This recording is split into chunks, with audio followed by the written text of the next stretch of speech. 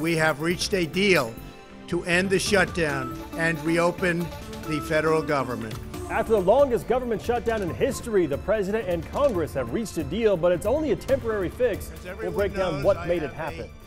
And I'm tracking more dry weather with some freezing fog expected overnight. May see a little sunshine over the weekend. I'll have your forecast. Plus, a measles outbreak is growing in western Washington. Find out what local officials are doing to prevent that outbreak from spreading to our area. After more than a month, the longest government shutdown in U.S. history is over for now. President Trump announced he has reached a tentative deal with Congress to reopen the government. Good evening and thank you for joining us. I'm Mark Hanrahan. Welcome everyone. I'm Whitney Ward in for Jane tonight. So this latest plan provides a window for border negotiations to continue and also allows hundreds of thousands of federal workers to get paid. Now both the Senate and the House today voted to approve that measure and the president is expected to sign it at any moment. The president, along with lawmakers on both sides, were coming under increasing pressure to reach some kind of deal as the effects of the shutdown just rippled across the country. Early this morning, multiple airports experienced delays because of a shortage of air traffic controllers. Today's tentative agreement does not contain money for the border wall. The president says he could still declare a national emergency if Democrats don't come to the table to fund it.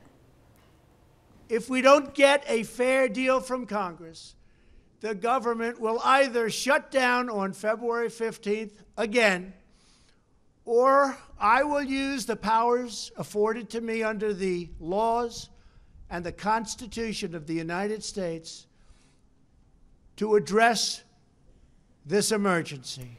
President Trump has delayed his scheduled State of the Union address until after the partial government shutdown is over. So now it's still unclear when that will be delivered. In other news, Roger Stone, a close associate of the president, was arrested on several counts in connection with the Russia investigation this morning. Stone has been indicted on 1 count of obstruction of an official proceeding, 5 counts of false statements, and 1 count of witness tampering. Now, prosecutors did not accuse Trump of any wrongdoing, nor did they charge Stone with conspiring with WikiLeaks or with Russian intelligence. They also did not reveal whether any of the president's associates conspired with Russia or if they had advanced knowledge of the Russian email hacking. Stone was booked, then released on a $250,000 bond. A woman accused of shooting and killing the grandmother of her daughter was in court today. Ashley Horning was arrested yesterday after a 2-hour manhunt in North Spokane. Investigators believe she walked into her ex-boyfriend's home on East Cataldo and shot his mother while their young child was there. KREM 2's Alexa Block has more now on what happened today in court. 25-year-old Ashley Horning is facing a second-degree murder charge, and her first appearance before a judge today was a bit unusual. She refused to say her name on the record, and she said she wanted to be called Gypsy. And so, ma'am, first off, let me ask you to state your name for the record. Gypsy. I'm sorry? Is it Ashley Horning? I don't remember that, no. She doesn't go by Ashley Horning, but That's not me. Horning is accused of shooting and killing the grandmother of her young daughter. According to court documents, police responded to a home on East Cataldo Thursday morning. Police found 48-year-old Christina Powell bleeding, and she was pronounced dead at the scene. Powell's son and father of Horning's daughter, Gregory Powell, told investigators he heard a knock on the door. He says he saw his mother approaching Horning, and Horning said she just wanted to talk to him. Court documents say he went back into his room to get a weapon. Just before he stepped back into the room, he heard a gunshot. Court documents show their daughter was there at the time. Horning ran from the scene and police found her a few hours later with the help of her current boyfriend. That man told police that Horning mumbled something like, "She was a bad person anyways," in reference to the victim. But today in court, through her lawyer, Horning told the judge she doesn't remember anything. Her lawyer said she was suicidal and she wanted to be in a psych ward. she does not understand or recall this event at all, that she has issues with sleepwalking and such things. Horning's bond was set at $1 million. Reporting from the courthouse, Alexa Block, KREM 2 News. In other news, the man accused of kidnapping Jamie Kloss won't face any additional charges in the county where she was held. The announcement is significant because it could mean that details of any abuse Jamie may have suffered while in captivity may be kept private. So the 21-year-old Patterson is charged in Barron County with kidnapping 13-year-old Jamie Kloss in October, as well as killing her parents. A criminal complaint says Patterson told investigators he saw Jamie getting onto a school bus near her home, and that's when he decided to abduct her.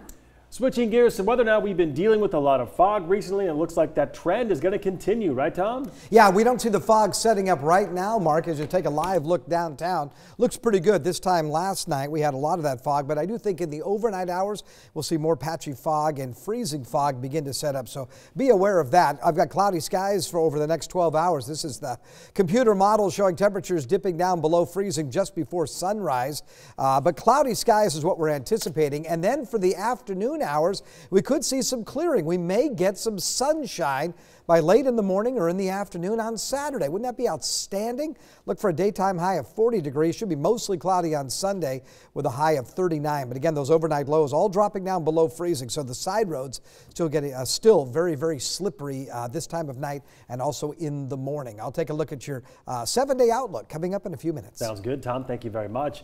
Aside from a few snowfalls here and there, this winter has been, pretty easy, really. Yeah, it really has. But we might actually end up being the lucky ones all across the inland Northwest.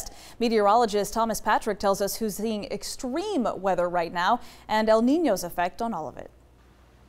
The winter in Spokane has been pretty easy on us this time around, with temperatures no colder than 14 degrees thus far. And that would feel balmy compared to what the Midwest is going to experience this week. Some states are bracing for the worst cold in years, as a piece of the infamous polar vortex dives southward. Forecasted wind chills are expected to drop to 50 degrees below zero in some locations. And it's not just people feeling the chill. In North Carolina, alligators are literally frozen in place. Look as they stick their noses in the air before the water freezes just to stay alive. Back west, California is still recovering from this month's mudslides and debris flow from extreme rains. This weather pattern is consistent with an El Niño winter, with above-average precipitation in California and fairly mild weather for the Pacific Northwest, including Spokane. Meteorologist Thomas Patrick, KREM 2 News. Not complaining here.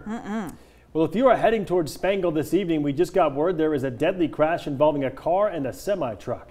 Officers will be on scene, they say, for several hours, and commuters should expect delays. Well, salmon advocates in Western Washington are asking lawmakers to fund a long overdue restoration project along the Skokomish River. And now every year in Mason County, salmon are seen swimming across the road as nearby rivers rise and the flood that area. Neighbors say the quality of life is hurt by sediment buildup. Advocates for decades of human activity have created sandbars that block off the river's natural flow. In the winter, we all have seen the fish swimming across the road. Also, during the summer, flows are low and it goes subterranean, so extensive.